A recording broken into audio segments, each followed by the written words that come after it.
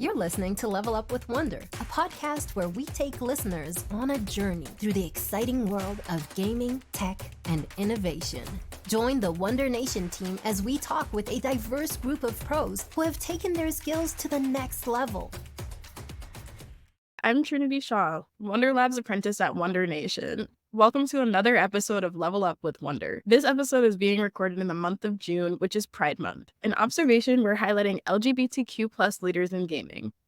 Today, we're joined by Sophie Wood. Sophie is co-founder of Belonging Base, a company that offers talks, workshops, and coaching sessions to promote human connections and transform company cultures through inclusivity. As a trans woman, Sophie brings a unique perspective, drawing from her experiences living as both male and female.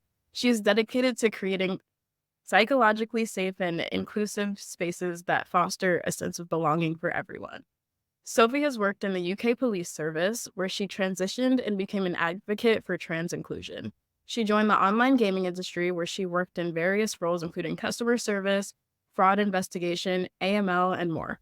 She also led global diversity and inclusion initiatives for companies like Entain and Lottoland, introducing industry-first inclusion policies. Sophie is committed to breaking down barriers, education, and transforming the workplace through inclusion. Welcome to Level Up with Wondr, Sophie. We're so happy to have you. Well, thank you very much. Tell us a little bit about your background and how you got into gaming. You started your professional career with the UK Police Service. Tell us a little bit about that experience and why you decided to change your career. The kind of job I held the longest in my life was working for the UK Police Service, and I was in learning development. I specialised in training, information and intelligence systems and intelligence collection, which meant that I mostly worked with CID, the Criminal Investigation Department. So I ended up specialising in training those detectives how to investigate crimes using data from communications networks, Wi-Fi networks, and how to put that data into intelligence-led interviews to challenge alibi, that kind of thing, and also to present evidence at court so they could actually get somebody banged to right for their wrongdoing. So that's quite an exciting job. In 2011, I got seconded to the Home Office, which is the UK government, to lead a national training programme to train the whole of the UK Police Service on something called the Police National Database. UK policing is quite complex. So in the UK, there are 43 different police service areas who all do the same things very differently because they've just kind of, grown kind of randomly, if you like. And so what the Police National Database does, like a Google search on local force intelligence systems. So you can actually type in somebody's name, say a vehicle or a mobile telephone number, and the search engine will reach into all of those 43 different local systems and bring back responses, thus converting all the local systems into one big national system. I'm mentioning that because that was a real feather in my cap in terms of my UK policing career, being the national training lead on that. And it's also when I transitioned and became Sophie that you can see before you know. So in the halfway through that secondment was when I transitioned. That was quite challenging, probably more so for the people working around me. I was a bit unfair. I didn't give any warning to the people around me. We literally had a long weekend and I came back into work. Said, hello, everybody, I'm now Sophie. And everybody was like, what are we going to do? They were quite scared. It was an interesting time. I was working with great people, and through, various kind of open and sensitive conversations, we sorted things out fairly swiftly. I was Sophie for the last 6 weeks of that secondment, and then I returned back to UK Police, West Mercia Police, which is in the centre of the UK. I went back, that's my home police service area, and I went back there, back to training CID as Sophie. You spoke about your transitioning. Can you share a little more about any challenges and how you overcame them? Transitioning whilst working at police headquarters, where I did, was particularly challenging because I was working in, say, learning development, and my wife as well was also working in the same building, in the same office as me. So as well as introducing the new me to my work colleague in that office, we also had to manage how Danielle's team of people reacted as well. And one of the challenges was that people perceived that I had committed a wrongful act on Danielle because we were kind of quote normal married couple. And then I transitioned, and it wasn't something that Danielle had bargained for in our relationship. And so people who worked with Danielle were quite defensive on her behalf. And so that was a tension in the workplace that needed to be managed. The thing that worked really well was that the police force recognized that they didn't have an inclusive policy. They put me and Danielle at the center of how things would be managed. So we actually had a big meeting off-site with me and my manager, Danielle and her manager, the head of the people team, human resources, and the chief superintendent in charge of this area. We just had a planning meeting, basically, how we would kind of roll out, how we'd manage everything from changing documentation, changing ID, to considering whether I'd continue in my role as a trainer or whether I'd choose to do something that was less kind of vocal and more in the background. We then discussed how to educate and create a sense of empathy with Danielle's team. And together, we created a really good plan, which basically Danielle and I both kind of signed off, and we drove that plan. And that really helped, worked really well. I elected to continue in my training role because when you're training, you're actually using your voice and you're speaking out loud all the time. My life outside of work, when I transitioned, was really, really quite terrible. My family had a really bad reaction to me coming out as trans, my brother, my parents. So I told them in 2011, and they then wrote me a letter saying that as far as they're concerned, I was dead. And that was the last time I actually had contact with any of my family. So that's still pretty raw, as you can tell. But it was also difficult as well because people were used to seeing a different me around, and they were quite hostile to me. I kind of tended not to go out quite as much. Initially, my marriage as well had broken up. The house that we lived in was being sold, and so I had to change accommodation as well. Things were very much kind of up in the air for me. So I kind of retreated into my four walls rather than kind of going out and interacting with the local community at that time. To be able to come into work and actually train and use my voice and speak to people and engage with people in a kind of structured setting was a real godsend to me.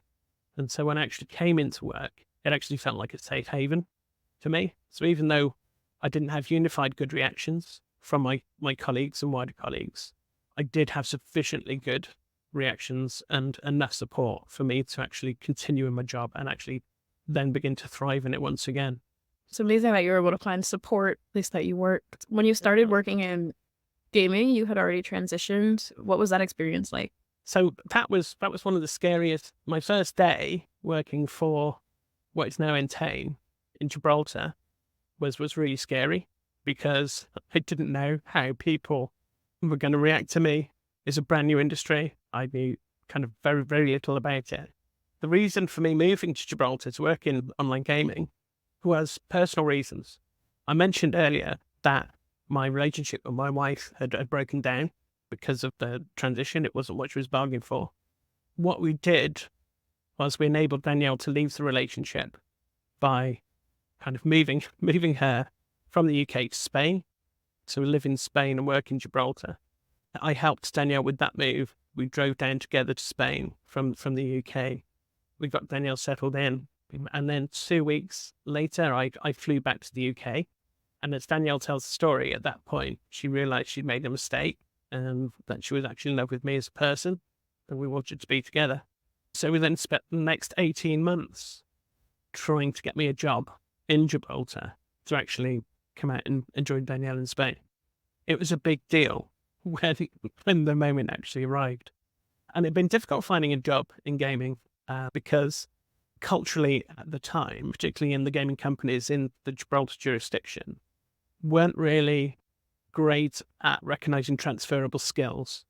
So if you'd characterize a job interview, say for any position, say an AML team leader or safer gambling manager, then they would look at your CV and look at your experience. And if you hadn't had direct experience in that role, then you weren't considered, to be a suitable candidate. They couldn't see, for example, that teaching detectives how to investigate crime and even financial crime couldn't translate into working in, an AML team in the gambling industry. After several negative interview experiences, I had a successful interview, as I say, and I started at the ground floor in customer services.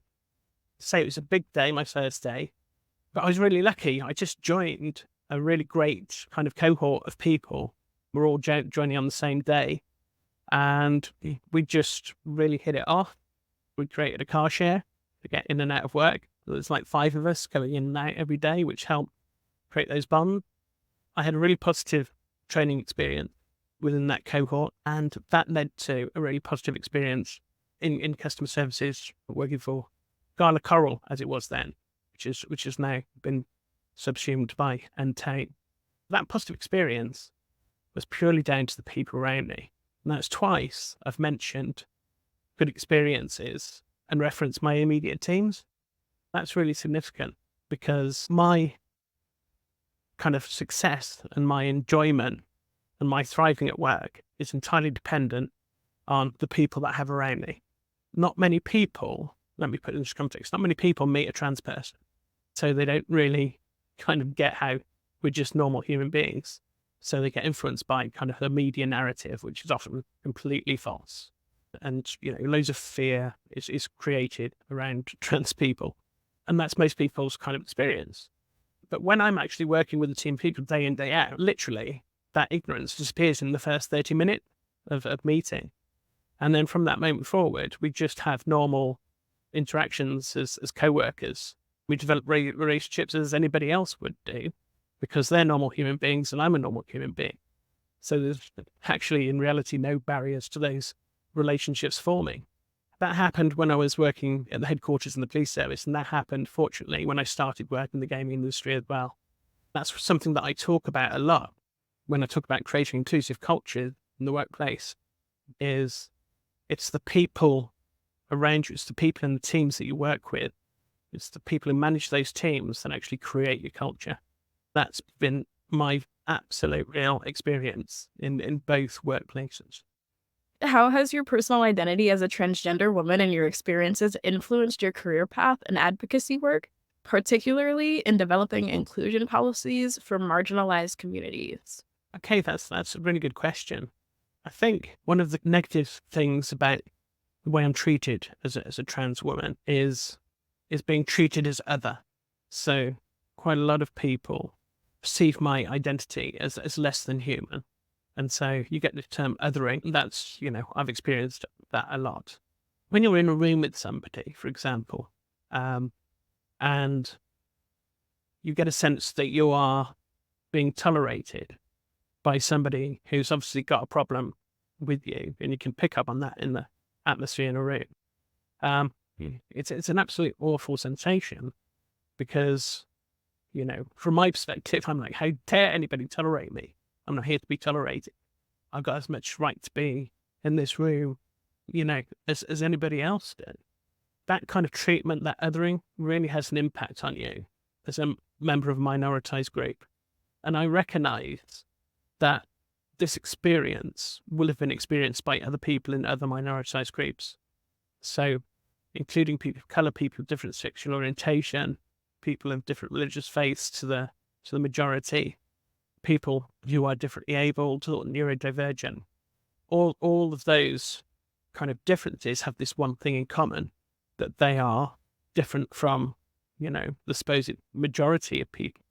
That kind of indignation and that outrage on my behalf, I managed to turn that outwards, and that's helped me to advocate for diversity and inclusion in the large, and also enabled me to have an awful lot of empathy with other minoritized groups and acknowledge the experiences and the history that they've experienced, whilst different to mine, have many things in common that we can share and use in solidarity with each other. Can you share any specific moments or milestones that have shaped your approach to advocating for and promoting diversity and inclusion? I think key moment for me in the UK police service, which really inspired me, was I went to a national conference of senior briefing people. And at that conference, I was sat at the dinner table with a lady called Sylvia Lancaster. And she's probably more known in the UK rather than globally. But she was at that conference because her daughter had been murdered in a park in Manchester in the north of England. She was murdered trying to defend her boyfriend from being attacked by a group of young lads. And the reason that they were attacked was because they were goths. They looked visibly different to the other people around them. So that the kind of goth subculture was what they kind of represented visually. And these lads took against them. In response to that, this brilliant lady, Sylvia Lancaster, created a charity in her daughter's name to stamp out prejudice, hatred, intolerance everywhere. And I got really inspired by that, coupled with the fact that every time I go to a conference representing work, I always like to bring something back. And so what I did, I came back into West Mercia Police Headquarters, and I spoke to the Deputy Chief Constable, who's like the second in charge of the whole place, and actually persuaded him that it would be a good idea to bring the charity's educational resources into all primary schools in the local area, which taught children how to be accepting of other people's differences, particularly visual differences. So for me, that was a really big success. It taught me the importance of being able not just to influence your work culture, but also influence the wider society around you through activism and hopefully some good decision making. But that's a real standout moment for me, and that has influenced my approach to diversity and inclusion, certainly working within the gaming industry, as being acknowledging that education is the enemy of ignorance. And so by educating people as much and as widely as you can, then that's going to have a significant difference to the way that people think about other people. As long as you tell good stories, but the people telling those stories are those people, everybody speaking with their own voice and their voice being elevated. And that's absolutely key. And that's one of the things I was really proud of at Entain, doing things like Black History Month, for example, which in the UK is in October.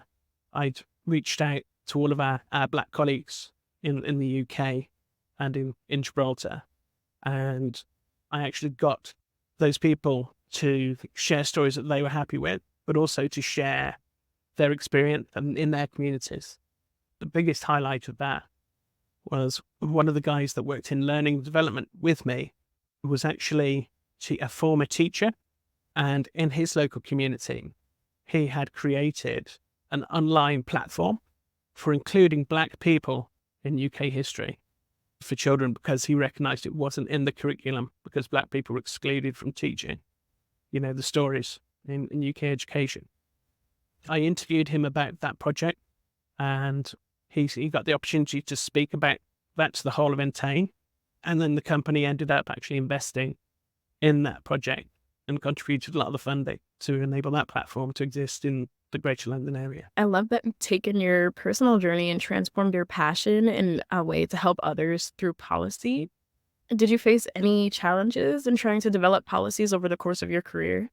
I've had very little resistance in introducing policies, like we introduced the trans inclusion policy at Entain, which I thought was a great piece of work. And it was a good levelling policy because it kind of enabled an equity of support across all the different kind of countries that we were in as a company. Senior leaders in most gambling companies that I've come across don't actually know enough to challenge what you're doing.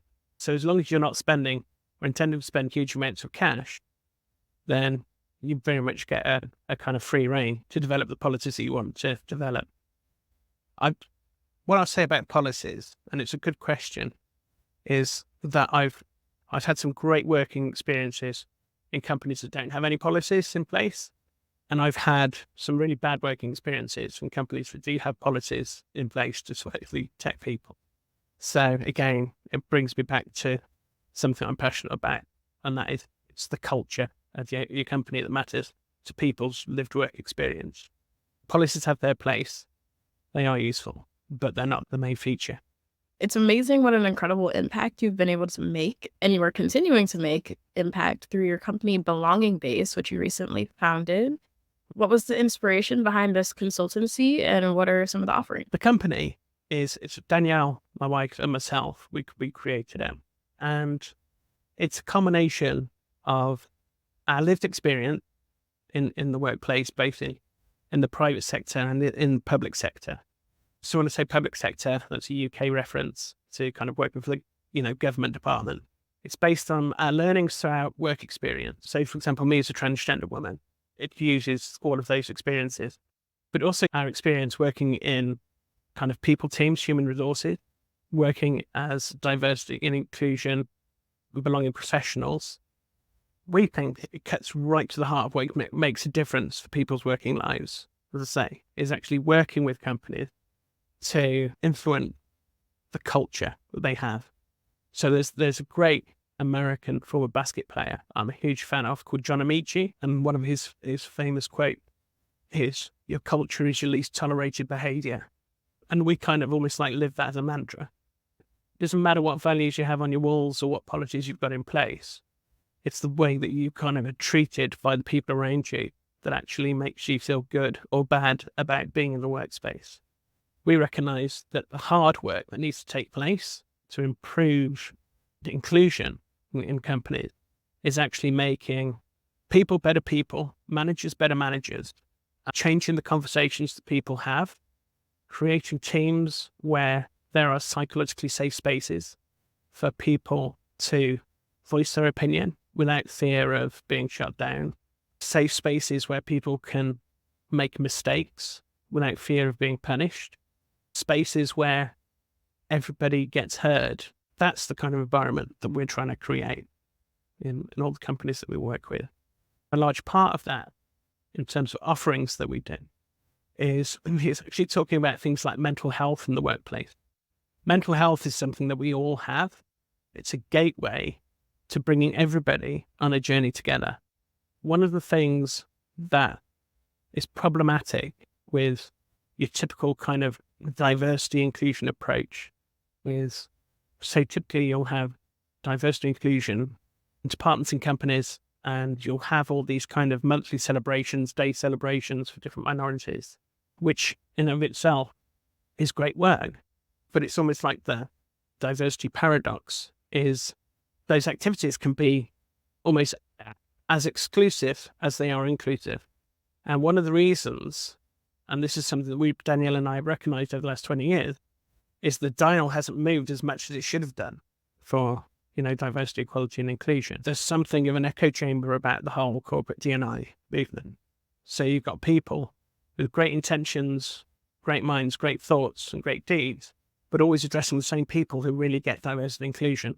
The dial doesn't move, in our opinion, because the 85%, 90% of the majority don't give it a shite, pardon my French, about diversity and inclusion. They're not interested at all. They're completely turned off by it.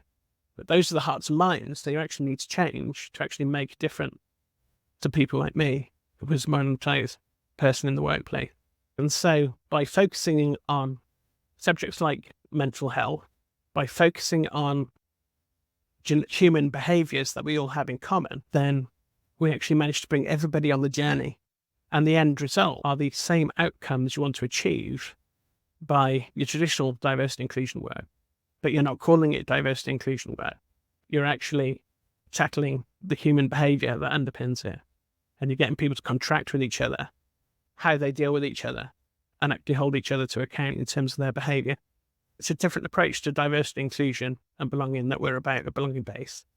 In terms of products, we do mental health training, and we also work with companies when invited to actually get people to workshop and contract the behaviors that underpin the company values.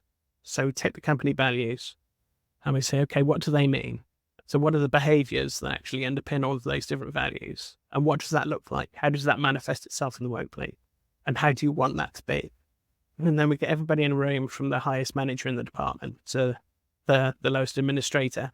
And We have honest, open conversations and a lot of fun around it. But at the end of the session, we actually have either a formal or informal contract of how we're going to deal with each other in that team, in that department. That's where the psychologically safe space bit comes in. Because if you want to call out inappropriate behavior in the workplace, it takes courage. But if you've got some kind of agreement amongst you all in terms of how you're going to deal with each other, just giving somebody the ability to say, oh no, remember we had that session. We've agreed we're not going to accept things like that in this team. It gives people that support, to nudge them from being a passive kind of participant to like being actually actively, kind of team supportive. It's clear that belonging base is focused on some very impactful approaches. Are there any early successes that you could share? In terms of early successes, we've been working with a firm that's entirely remote based. And so they've got no office space at all. We've recently worked with them around supporting each other as teams, as remote workers. So breaking down the barriers that being physically remote brings up. We did a great session with them on how to turn up for each other, support each other. And again, a lot of that conversation was around supporting each other's mental health and recognizing the individual challenges that people face when suddenly the workplace is actually in their safe space, which is obviously normally their home. We are working with Lotterland in terms of delivering what we call mental health first aid training. It's a 2-day course where we actually educate people on how to use different models to help support each other if they're having a kind of an emotional moment or a crisis at work. Those courses have been really warmly received and with a great success. When people are feeling low from a mental health perspective, when things aren't going well at work, people have got burnout or any other kind of workplace scenario you can imagine, a natural human reaction is to emote. And that drives quite often the way that we interact with each other.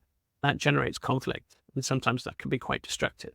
So by educating people in terms of using kind of structured visualization model that they can actually use, helps people to take their mind out of that emotional subconscious thinking into a kind of conscious problem-solving response.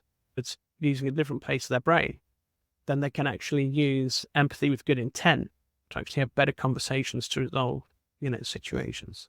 Sounds like some great work. Thank you for sharing. Ideally, where do you see belonging base going in the coming years? What do you hope to achieve?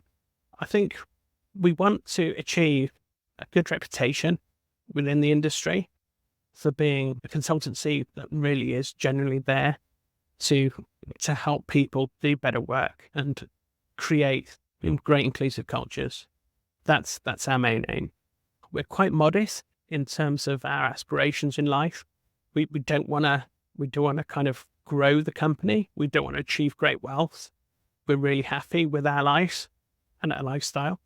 So our financial objectives are to keep that in place and make that sustainable so that we can actually continue doing good for people around the globe within the gambling industry, but also achieve a kind of work-life balance as well that keeps us happy and mindful at all times.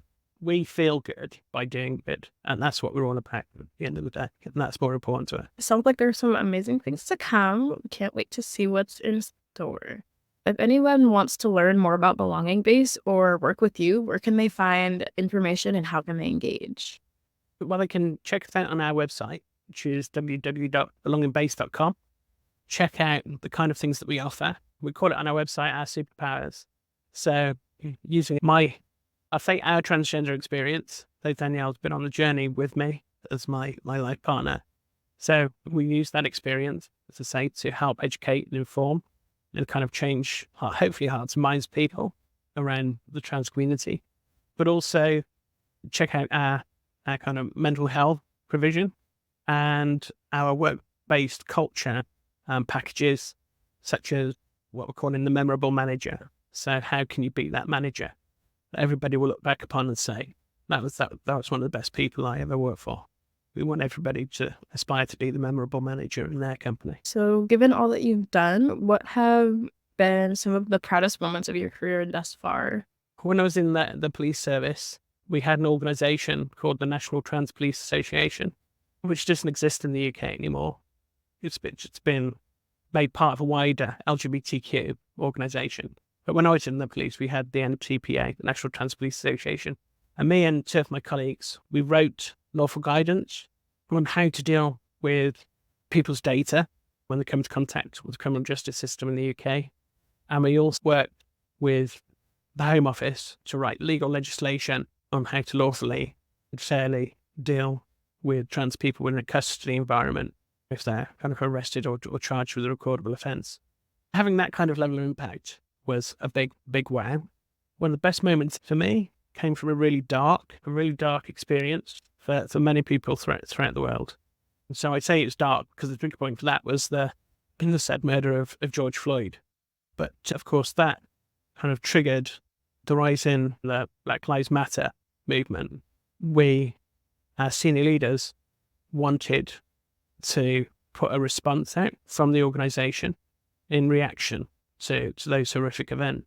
At the time, there was a lot of kind of virtual signalling going around the internet, and particularly on social media, and quite a lot of the reactions just felt a bit false, a bit inauthentic. And the reason this is one of the proudest things for me, even though it's such a horrible circumstance, is at that time I recognised that this was not about me at all. The people who should inform the way our company responded, it was actually all of our Black colleagues. I reached out to those colleagues, asked them how they wanted us to deal with it, making sure that they were happy to kind of take part in those conversations in the first place, because we had pre-existing relationships. We ended up deciding not to put out any public statements around that situation because it was felt that if the company did, then it would be a big integrity issue, because we actually had a problem in the UK in the retail sector of our Black colleagues' experience of racism in our betting shops. It was still very early days of the company supporting those individuals, and the success rate at that point was not very good. So it would have been really dodgy area to go saying how much we supported the Black Lives Matter movement when our experience of our actual employees was less than satisfactory.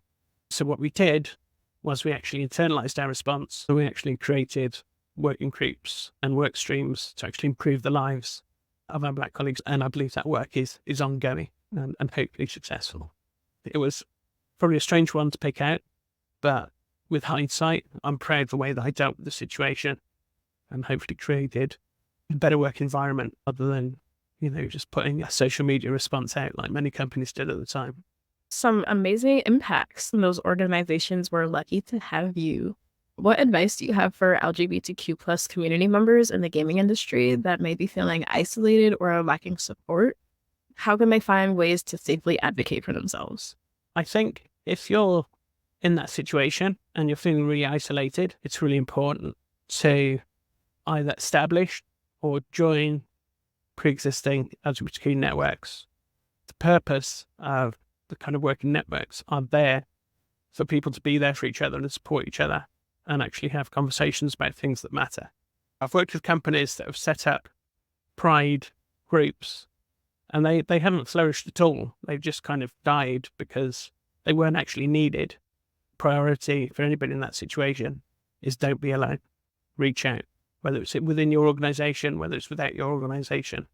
It's really important that you actually have the ability to speak things out loud, because there's great power in being able to say words out loud that actually help you deal with situations and actually problem solve situations positively. If you don't get the opportunity to say it all out loud, then it just gets internalized in your mind, and that can have a real negative impact on your mental health. It's great advice. Sophie, this was a wonderful discussion. I really enjoyed our conversation. I enjoyed learning about your journey and the incredible impact you've made. Thank you so much for sharing, for being so candid and transparent, and thank you for all that you do and have done for the LGBTQ plus community and other marginalized communities. Okay, well, I'll leave you with a quote, which is mine, and that is, I'm a human being, and that's all you are too. I say that at the start of every diversity inclusion session that I deliver, because within that one sentence, you absolutely dispel the notion that any one person in the room has any kind of superiority based on any of their characteristics or where they were accidentally born. And that's what diversity inclusion should be about. Thank you, Sophie. We appreciate your time. Thank you.